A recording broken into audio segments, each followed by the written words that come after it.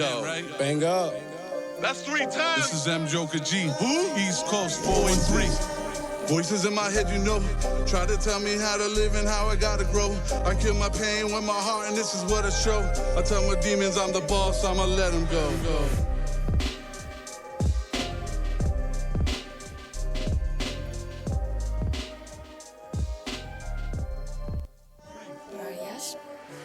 All right, that's M. Joker G, representing for the 413, Springfield, Mass. What's going on, everyone? I go by the name of Tragic Visions, and together we have started our first podcast tackling mental health and addiction and how they relate to each other. Our forum is simple. Any and all are welcome to voice their opinion or tell their story or just talk about recovery. This is a family-oriented channel, but at times there will be difficult topics and or answers given, and at times it could be triggering. If you are triggered in any way, please consult a mental health professional. We are opening the doors to the stigmatism and showing different ways to find professional help. If you have any questions, please leave a comment down below. To cope with it. You get what I'm saying? Yeah. So, like, I get to know everybody. I live in a house where, you know, what I live with, you know what I'm saying? Yeah. And I learn, I feel people and I know their energy, their level, and I know when they're sick and when they're not sick. Right. You know, and everyone in my house is sick. When I say sick, close to death. Mm-hmm. You know, and it's because of their nature and what they do. But I know the reason why I feel bad for them is because I know their trauma of why they are the way they are. That makes it more manageable. Yeah, it makes it manageable for me. Like, I'm not going to judge one of my guys. I'm not going to say names because it's not names. But well, no, that's not what I'm saying. I'm saying, like, it's like, how do I put it? Like, I know what I've been through, my trauma, my history, and so I can understand if someone's going through the same thing. Yeah. You know what I'm saying? It makes it more relatable, you know, on my end, but not necessarily does it have to be relatable to anybody. It's not going to be relatable to everybody. Yeah. You know, so, like, other people are going to be like, well, why is he going through that thing? Why is he doing that? Or why is he up? Why is he down? Yeah, well, instead of wondering why and all that, like, I hate to say it, but I always look to the people that have it worse than I have it. You get what I'm saying? So, like, I've had it to nothing. You know, I was dead on the river at 36 years old. You know, I came back a different person. Yeah. You know, I came back, you know, for the past few years, I've been calling me a healing angel. And I don't know if that's good or bad anymore because I just started going to church January, and a lot of things that I've been practicing and doing is supposedly not good. You know what I'm saying? So, like, now I'm learning to let go of them, but, like, it's hard because, like, it ain't my fault I can sense death or feel death or see death. I visioned about 3 to 4 of my friends' deaths before they even happened, and it happened the same way I seen it. Yeah. You know what I'm saying? It'd be a little bit different of the situation, but for the fact that, like, my guy I saw speed was gonna kill him, and he crashed his bike and died. Yeah. You get what I'm saying? My other guy I saw hanging, but I didn't know the situation that he hung himself. You know what I'm saying? Like, the details would be a little bit off. Like, and for example, in my vision, he was hung, but it wasn't showing me that it was suicidal. So I wake up every morning to help others to the time I go to bed. Oh, well, you know. And I know that's not good, because I hear it all the time. You can't help others and not help yourself. But helping others, to me, helps myself. That's it. You get what I'm saying? Because, like, my life is good right now. I'm not back on the streets where I used to be. You get what I'm saying? I'm in a good situation. I see my child now. How old is it? Do you mind me asking? I have a 13-year-old, and my first daughter just turned 21, but there's not much of a relationship with my first one because she was put up for adoption, which we could talk about that story on our podcast one day. Yeah. You know what I'm saying? Like, that's one thing the podcast is going to be about. Like, When there's a woman M Joker G on got Facebook. something on him, he's dirty, or they don't know, because sometimes it's belief. They don't believe. You know, people don't understand, even helping to give something, because sometimes too, they've never been given a thing. They don't know how it feels to give, so they don't understand, and they're taught certain. That is very true. Or raised certain ways, not to touch strangers. Yeah. You don't read the Bible, so they're not gonna know that there's a circumstance where someone who needs something, it's okay to go near them. It's okay to touch them, to give somebody something, because they're taught it's not okay. You know? Yeah. I totally. That's a good point. Yeah. Sometimes you'll know you have to follow your heart, because if somebody touches you and like they're dirty, I don't like using that word, but you know that word has been used, so it keeps coming up to me right now, and I don't like it. And I notice that things throughout my life, people call me dirty, and I think I know why. I am clean. I'm cleanly. So I think they have a problem with that. They don't understand. Maybe it's their way of life, or they don't understand. So maybe it's something they think it's okay, or they're trying to take advantage of me. But, you know, they're not used to that, so they don't understand and stuff. So they're trying to say that to get away with it or whatever.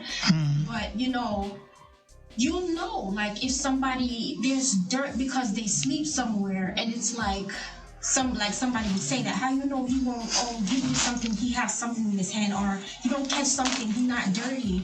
You know, just as God would lead you to do something, to even touch someone and you don't realize it, to give them something, or, you know, somebody goes like this, you know, they mean no harm. You know, sometimes you'll know, or it just happens like that, and somebody say, like, oh, because you know, it's like it's nothing, but somebody's gonna say, you know, are you okay, or did he touch you, or whatever, because they don't understand. Sometimes it's a learned behavior, and it's things that people see, and it stays in your mind even as an adult, and they don't understand because not everybody's head is right. You know, Well, that's very everybody has true. mental health issues, and nobody, you know, they're gonna say, how you do. Not everything is inherited. Sometimes things start somewhere too, and it gets worse as well. And to get diagnosed, that's how they'll say, oh, it's in your genes when you have a child. You know, it's the same thing. So it's like, you know, they don't understand, same way they don't understand what they're saying. Like, they don't know what to ask because they don't get it appropriately, or the right questions. They're like, did you touch you? Sometimes you can't blame people if you get upset, but you got to understand, you know, that was disrespectful, but it's clear to see that you don't know what's going on. You're not understanding. So you're not asking appropriately. You're not offensive, but I can see that you don't get what's happening. You know, somebody touches you, it doesn't mean you're dirty, and I understand you don't get that. So I see, you know. And then it's hard because sometimes certain people you can't talk to because they'll get offensive. Because sometimes it's a fear too. They don't want to come off offensive. They'll get offended by it because they don't want to feel like they're in the wrong, like they're a monster and things. So they'll get offensive because like they're afraid. Like, I didn't mean to, you know? And some people won't say that. They'll just start ranting, or you're turning it around. I never said that, because they don't understand how to say even I'm sorry. Even if they don't believe, you know, like they're not sorry, like they don't get it. They didn't purpose or spitefully say anything the wrong way. You know, that's the world today. To apologize is so wrong, because, you know, sometimes you can still even say it or just say it because you don't understand. Even to spit a problem, people just don't want to say I'm sorry. My problem in my life is I say sorry too much, and everyone's telling me, like, stop saying sorry, because I say sorry when, like I said, for no reason. You know, I'll stub my toe and I'll say sorry.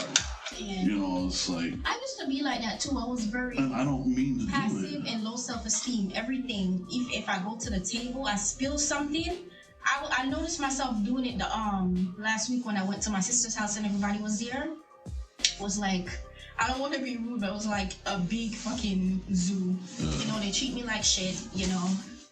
she's walking past me with her feet not even on the ground, like I'm not even sitting here. Wow. I had to maintain my composure because I was like, I'm not gonna feel like I'm from the gutter because I'm not going to jail. I'm not thinking about that. I'm gonna sit right here and relax because I'm not no dog. I'm not no stupid ass. I'm not gonna be fist fighting nobody. I'm not jumping up with nobody. Yeah. And if I say something, I know they're gonna get defensive and start clowning me and ganging on me or whatever. And they act like she's God. You know, she was painting their toes and blah, blah, blah. And I was doing this and laughing. Everything I do is a mistake. You know, I'm like, oh, I'm so sorry. You know, I'm sorry. And I just realized that now, you know, I'm not sorry. But I know that I'm not doing those things on purpose. You know, and it's good to acknowledge that. I did nothing wrong. I have nothing to be sorry for. Maybe they're just treating me that wrong. And I just realizing that. I'm sorry for just realizing that to me. Yeah. I am not sorry for something that I did that there's no apology due. I didn't do anything. I know, and that's what I've been working on, and I've been getting a little better. You know, and my other one was saying I have a hard time saying no to people. Mm-hmm. You know, someone, you know, yo, give me $10, and here you go. I was like the other day, I was like, I'm going to stop and tap out of that because that, number one, I'm not going to do. Because number one, people suck me dry. And it's usually monetarily. Yeah. So I say, number one, God, I already know what that's about. So I'm going to know, number one, that can't happen. Yeah. So I'm going to, after that, number one, no.